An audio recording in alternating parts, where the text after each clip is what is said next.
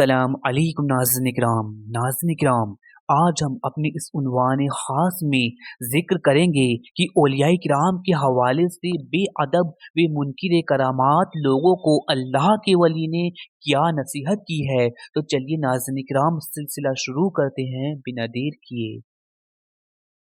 कि मेरे अज़ीज़ान मोहतरम, मखलूक खुदा में खुद को साहिब ईमान व मुसलमान और तौहीद का राप लगाने वाली ऐसी मखलूक भी मौजूद है कि जो औलियाए किराम को लेकर इतना बदज़न और बेअदब है कि औलियाए किराम के राज और रुमूज़ की बातें तो बहुत आगे की बात है।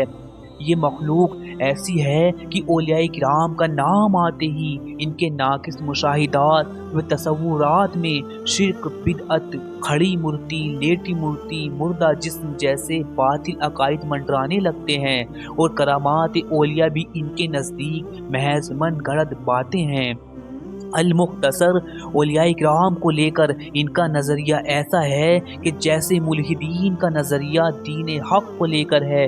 जैसे मुल्हिदीन अपने नाकिस मुशाहिदात व नाकिस मंतिक से दीन हक़ व अल्लाह के वजूद व उसकी वहदानियत का मुनकिर हो जाते हैं, इसी तरह ये औलियाए किराम के मुनकिर हो जाते हैं।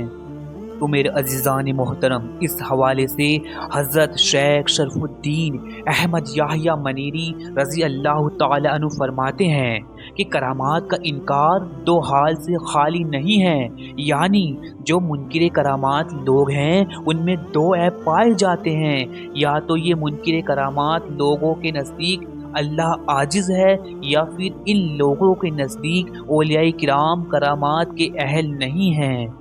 नाज़रीन किराम, हज़रत शेख शरफुद्दीन आगे मजीद इरशाद फरमाते हैं कि अगर ये लोग खुदा के मुतालिक ये समझते हैं कि वो आजिज़ है तो ये कुफ्र है, और अगर औलियाए किराम को समझते हैं कि ये करामात के अहल नहीं है तो ये बहुत बड़ा गुनाह है।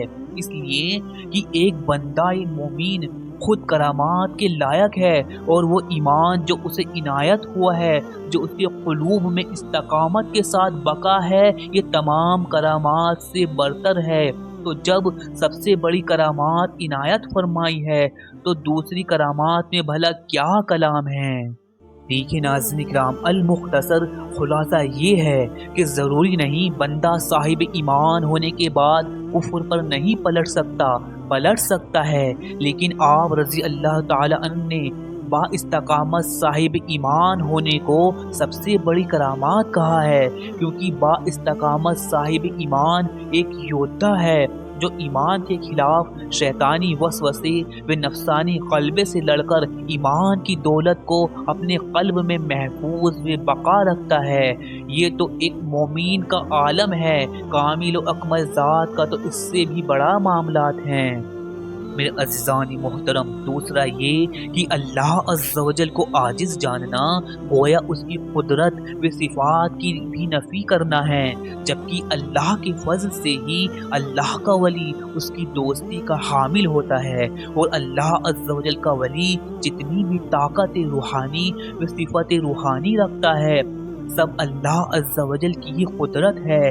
हत्ता कि अगर किसी ने खालिक की किसी भी एक खल्क़ का इनकार किया, गोया उसने अल्लाह की सिफत खालिक का इनकार किया, और जिसने सिफत का इनकार किया गोया उसने अल्लाह अज़्ज़ा वजल का इनकार किया।